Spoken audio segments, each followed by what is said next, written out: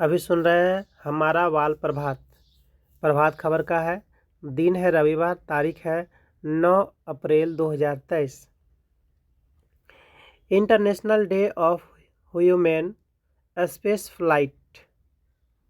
International day of human space flight 12 अप्रैल को मनाया जाता है।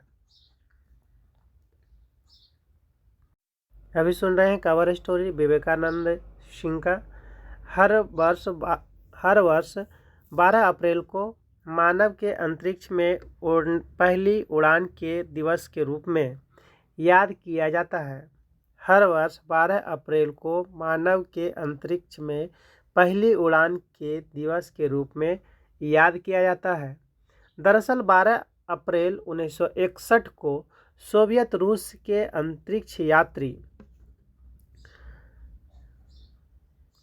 यूरी गागरिन अंतरिक्ष में पृथ्वी की सफलतापूर्वक परिक्रमा करने वाले पहले व्यक्ति बने थे। आज़ादी के बाद से अब तक इसरो व भारतीय अंतरिक्ष यात्रियों ने अंतरिक्ष का सफ़र शानदार तरीके से तय किया है।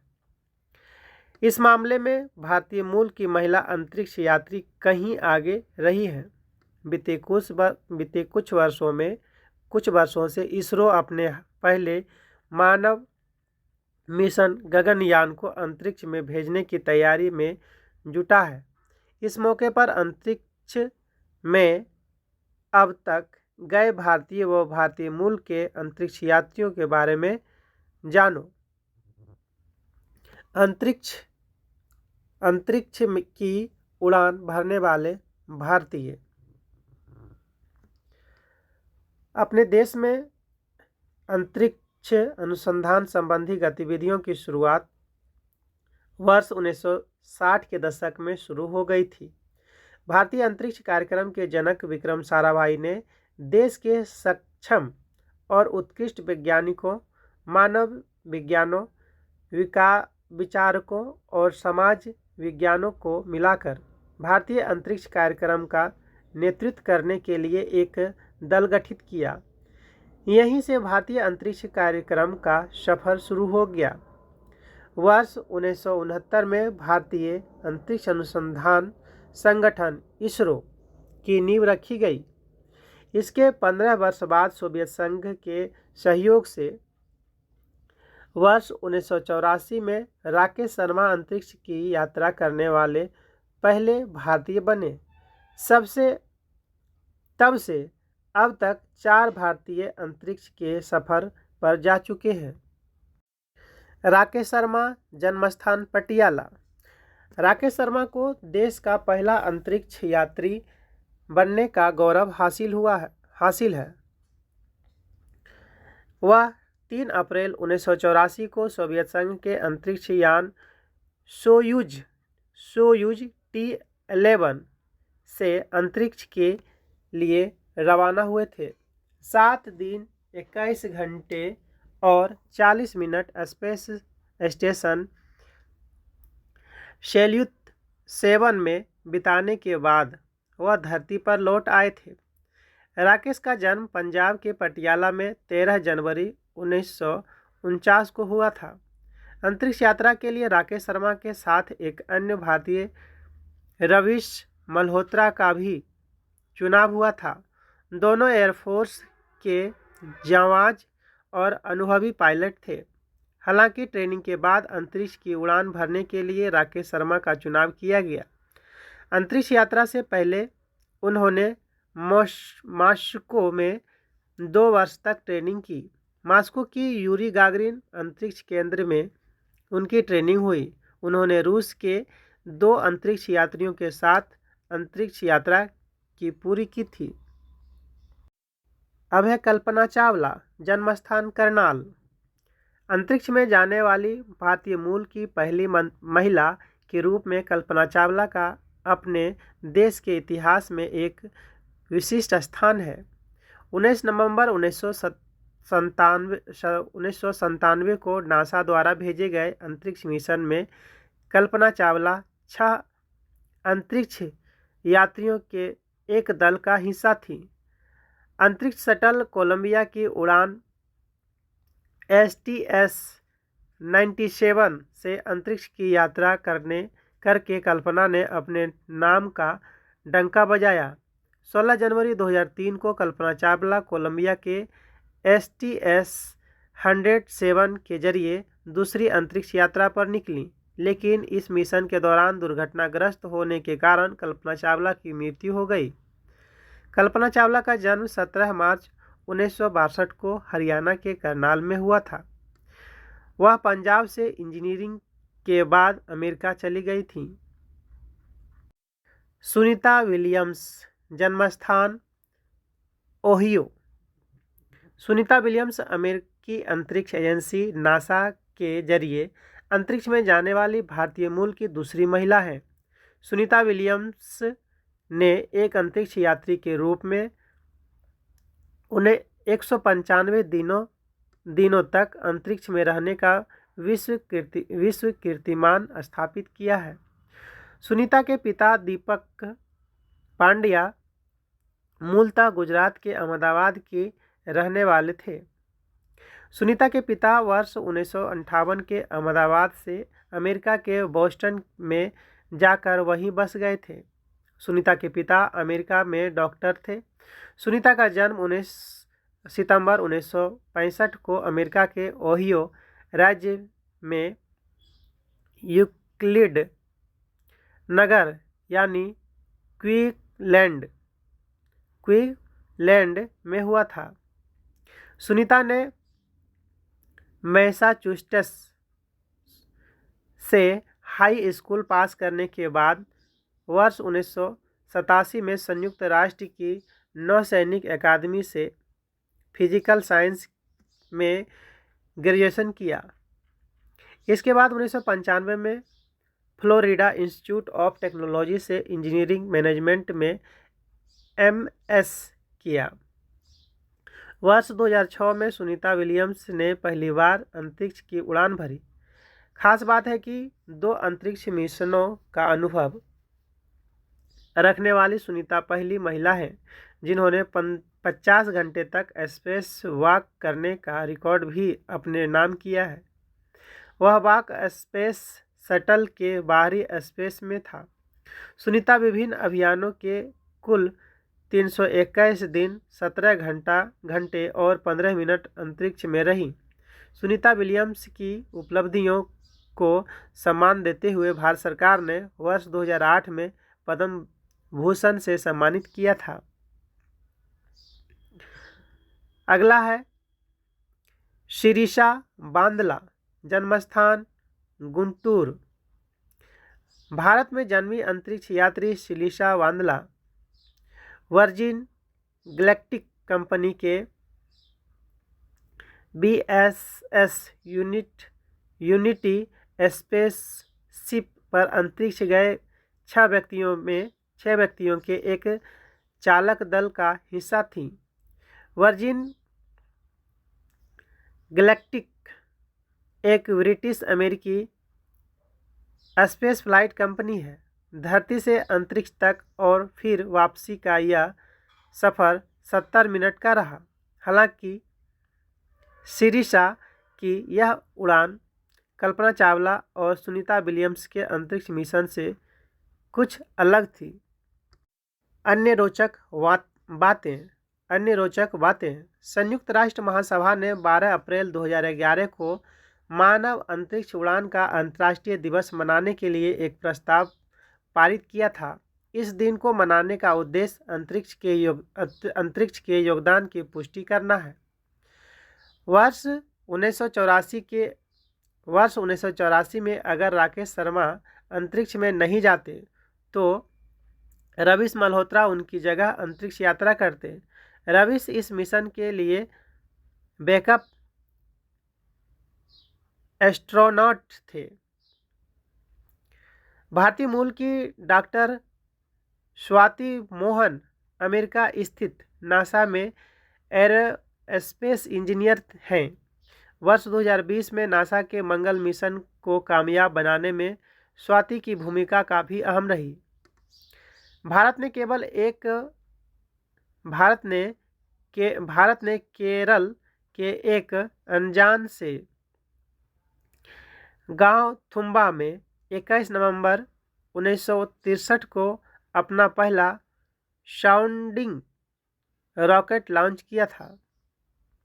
अगला आलेख है देश दुनिया से।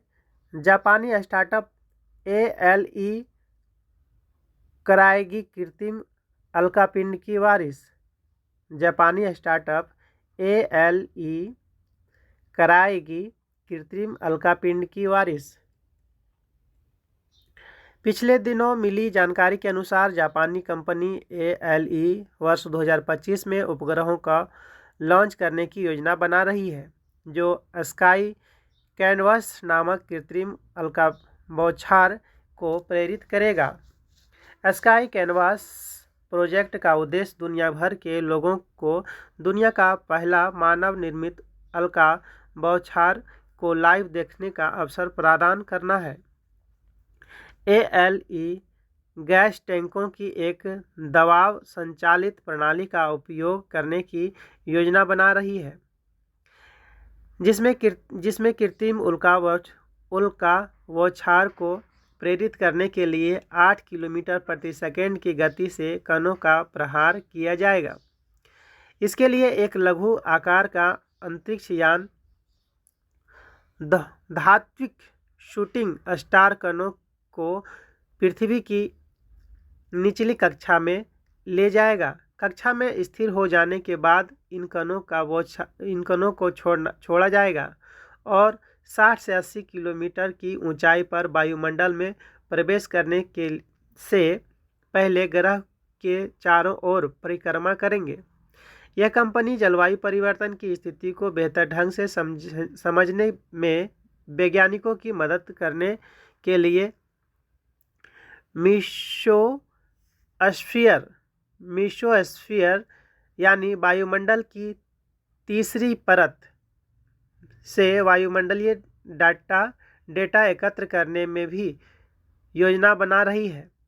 आमतौर पर एक प्राकृतिक उल्का वृष्टि तब होती है जब पृथ्वी किसी धूमकेतु या क्षुद्र ग्रह द्वारा पीछे छोड़े गए मलबे की धारा से गुजरती है। जैसे जैसे पृथ्वी सूर्य के चारों ओर अपनी कक्षा में यात्रा करती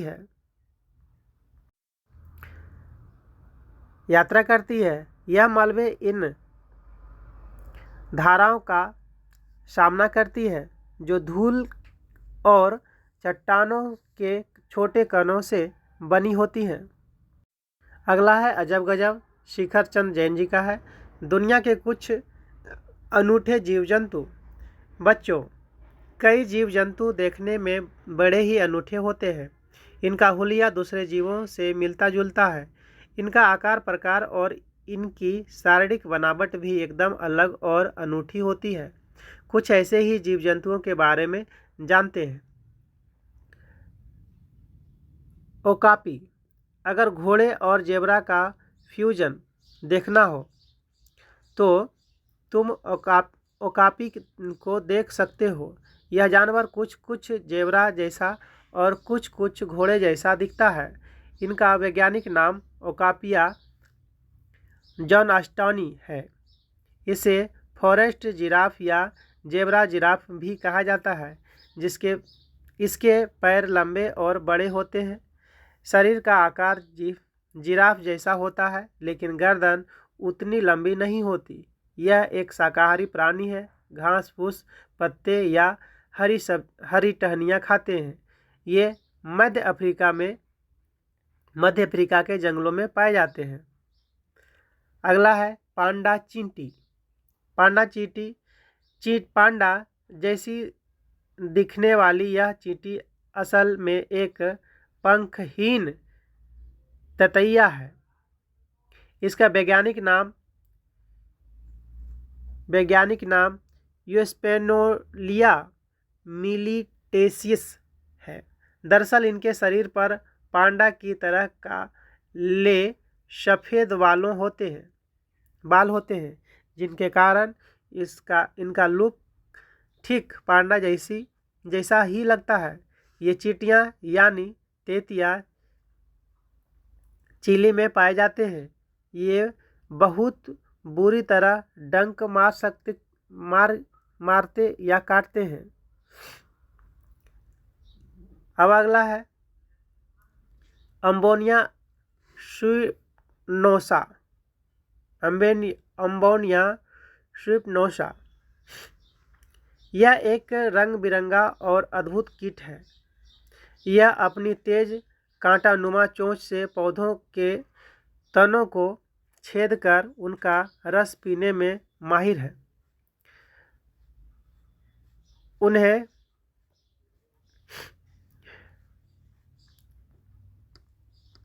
इन्हें ही होपर या थॉर्नबग भी कहते हैं। ये दिखने में बेहद खूबसूरत लगते हैं, मानो हैरी पॉटर किसी कहानी का पात्र हो। यह अक्सर मीठे तरल का स्राव करते हैं, जिन्हें चींटियां खूब पसंद करती हैं। ये चींटियां अक्सर इसकी सुरक्षा में तैनात रहती हैं ताकि इन्हें कोई हानि न पहुंचाए और उनका फूड सोर्स सुरक्षित रहे। परस्पर संवाद के लिए ये वाइब्रेशन की मदद लेते हैं, जो हम इंसानों को सुनाई नहीं पड़ता। अगला है ग्लोकस अटलांटिक्स। यह जीव पॉकीमॉन मॉन्स्टर जैसा दिखता है। इस समुद्री जीव को ब्लू ड्रैगन भी कहते हैं। यह जीव अपने पेट में हवा भरकर किसी टायर ट्यूब की तरह पानी की सतह पर तैरता है। यह मुख्य रूप से प्रशांत अटलांटिक और भारतीय महासागर में पाया जाता है। दिखने में यह किसी खूबसूरत खिलौने जैसा दिखता है। ये चाहे तो पीठ के बल उल्टा भी तैर सकते हैं। यह एक मांसाहारी प्राणी है जो जेलीफिश का शिकार करता है। अगला है पैक्यूफिश। इस मछली को देखकर कोई भी दंग रह जाता है। इसके दांत और जबड़े मनुष्यों के तरह दिखते हैं। यह एक खतरनाक शिकारी मछली है। यह मछली 7 से 42 इंच तक लंबी होती है। इसका वजन 2 से